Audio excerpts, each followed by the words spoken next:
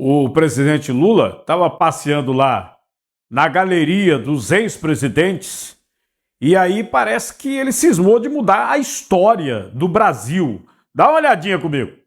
O que eu quero é que conta a história, tá?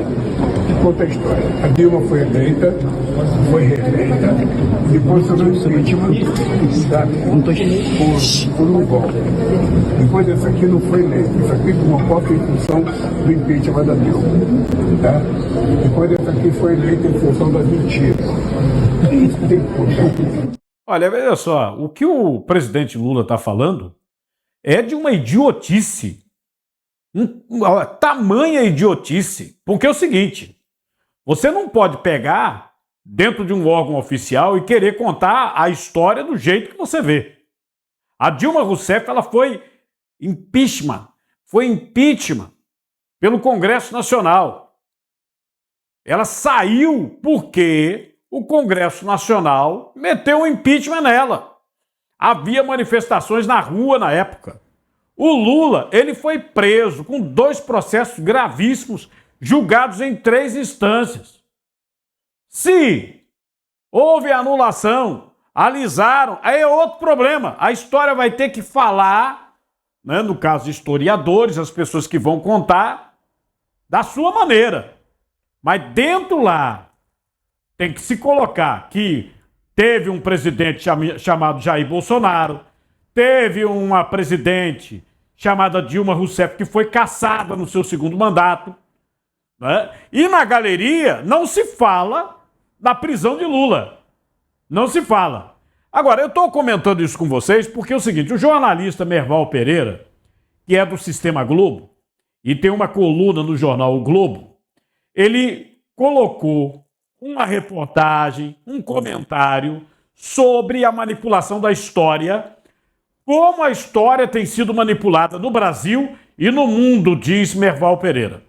Aí ele coloca assim, os petistas insistem em propagar que Lula foi absolvido pela justiça.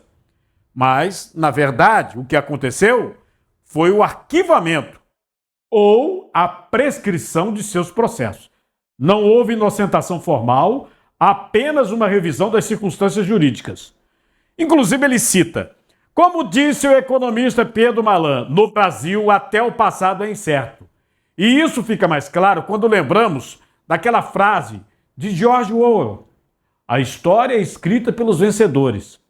Na era da internet, das fake news, a manipulação ficou ainda mais evidente. Deixa eu voltar aqui no tempo.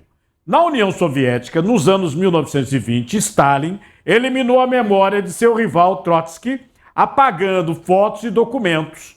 Hoje, na era da pós-verdade, as narrativas são criadas pelos marqueteiros para servir aos interesses do momento. No Brasil, essa revisão da história é constante. Lula foi condenado por corrupção no escândalo do Petrolão. Um esquema que foi classificado pelo ministro Gilmar Mendes. Pode buscar aí na internet a frase do Gilmar Mendes, do ministro, como cleptocracia. O problema desse país talvez seja a memória curta, né?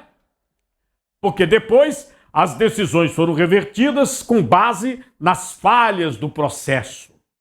Bolsonaro, por sua vez, governou entre 2019 e 2022, tentando reescrever outro capítulo da história.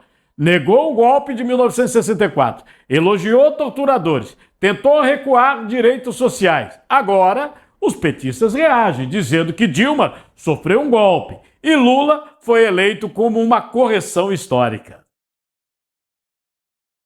Ah, meu amigo, a pergunta que fica é quem está escrevendo a verdade hoje, hein? Quem é o dono da história que contaremos no futuro? Algo para refletir, viu? Deixa eu voltar aqui a Orwell.